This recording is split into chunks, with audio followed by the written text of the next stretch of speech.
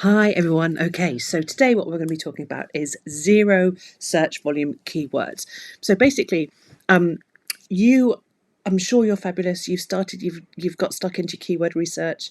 You're finding some great keywords, and then you put them through a keyword research tool like Ahrefs or Ubersuggest, and it's coming up with zero search volume. And I always say, we're looking for the highest search volume we can possibly find. But what happens if you have a zero search volume keyword? I mean, do you chuck it out? Do you forget about it? It's really, really frustrating. But look, what I want to talk to you about today is why you shouldn't automatically dismiss zero search volume keywords just completely out of hand. So now, right, what are zero search volume keywords? Okay, so zero search volume keywords are keywords that come up in your keyword research tool with zero search volumes. As I say, so what that implies is that there's absolutely nobody searching for that term. Now, I just want to dive a little bit deeper into that because that's not always the case.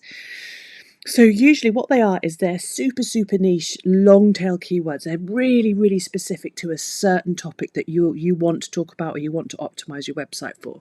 So let's just think about it. One of the things I want to talk about is, are they really zero volume? Are they absolutely, can you be absolutely sure that they're zero volume keywords? Now, one of the things, so I use SEMrush, I love Ahrefs, I love Ubersuggest. I use these tools all the time, every single day, and I think they're absolutely brilliant. But what we've got to do is we've got to kind of take the information that those tools provide us with a very small pinch of salt. Because you can't always be 100% sure that they're giving us the absolute accurate picture in terms of search volume data.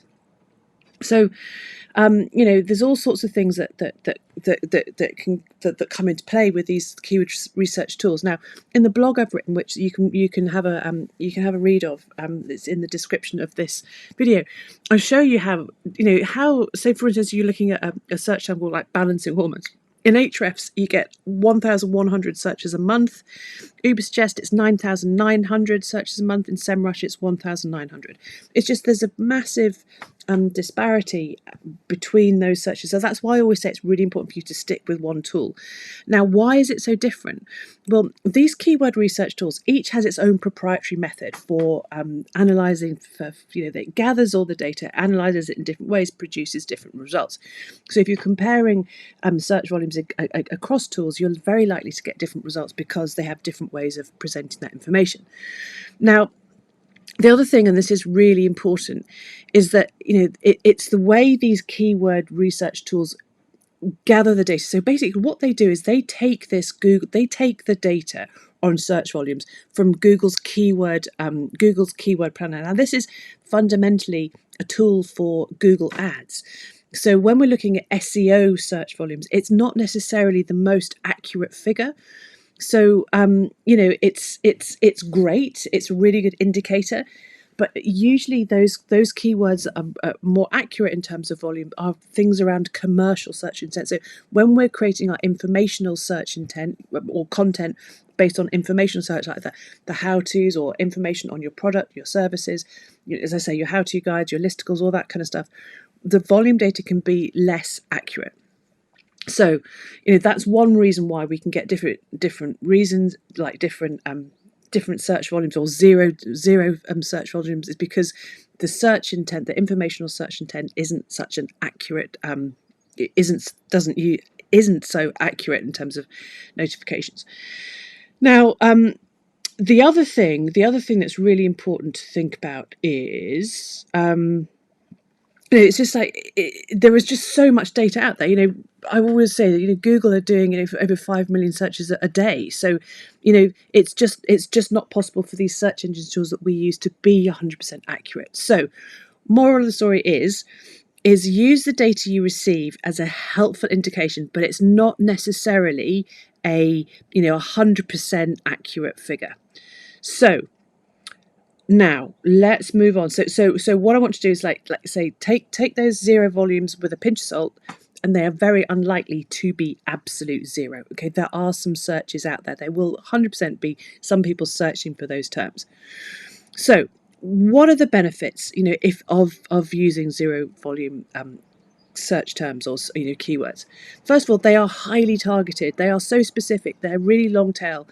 There are definitely, even if it says zero, there are definitely some people out there searching for it. So it might not have huge search volume, but it's highly targeted. The people that are looking for that search term are really, really interested in either getting the information or potentially buying something from you. So absolutely use it. You've got you'll get a tiny audience, you'll get very low traffic, but that, as I say, that traffic is highly targeted, highly engaged. So don't ignore them.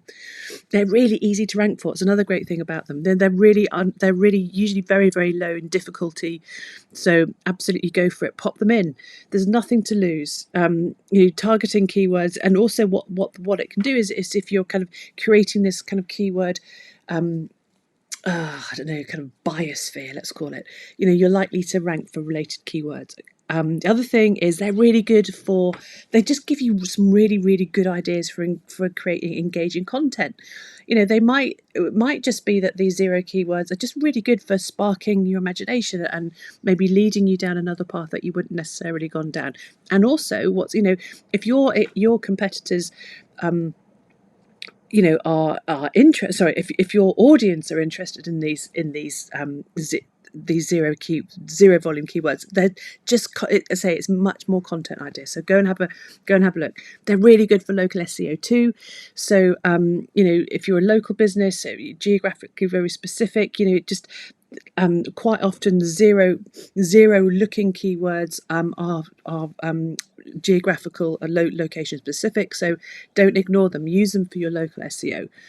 And they're basically untapped traffic. So your competitors will no doubt be ignoring zero volume search volume keywords. Don't ignore them. Use them. Tap into this potential market. Okay, it's a very small market, but don't dismiss it out of hand. So, you can snap up the traffic that other people are ignoring. Yes, it's minimal, but it's highly targeted. It's effectively, it's warm traffic. So don't ignore it. So what do you do? So you're convinced, so hay fever season. What do you do with them? You're not going to kick them to the curb. You're going to use these keywords. What do you do with them? So first of all, make sure that the zero volume search volume keyword you're using does satisfy search intent. Okay, so you don't want to be, if you're writing a how-to article, make sure that the keyword, the zero volume keyword you're using matches the content that you're writing. Okay, so make sure it's relevant. That's really pretty much. It's kind of slightly different from search intent. So you want, if it's informational, if it's commercial, that kind of stuff, that's the search intent. Make sure it's relevant. So don't just stick a zero volume keyword into anything. Make sure that your content, what you're writing about, aligns with that zero search keyword. Include variations. So just add kind of maybe add an S here. Just mix it up a little bit. So add variations, use modifiers. That's another great thing you can do. So for me, SEO services, affordable SEO services, local SEO services, just add those little modifiers around your zero volume keyword. It gives it a nice little SEO boost and will probably help it perform better in the search engine rankings. Now, other thing you can do is use these is really optimize your page properly with this zero search volume keyword or your blog. Now, again, I've put a link in the description here on the video because I'm linking through to a blog post that I wrote for you, which gives you a checklist of how to optimize your website's pages. So like all the steps that you need to take, where you need to place this zero search volume keyword to get it actually working for you. Okay, so I think zero search volume keywords are worth using. Absolutely. Obviously, like you want higher volume search keywords, absolutely 100%. But if you do come across a really good sounding zero search volume keyword, don't dismiss it out of hand. Go through those steps that I've spoken, put it in the right places, make sure you're satisfying search intent, make sure it's relevant, optimize your page with that keyword, and bear in mind, remember that it's not necessarily a zero search keyword at all, and that any traffic you get from it will be highly targeted and absolute 100% worth incorporating into your strategy. So go for it, have a go, and as I say, don't dismiss your zero volume keywords. Okay, I'll talk to you later. Bye.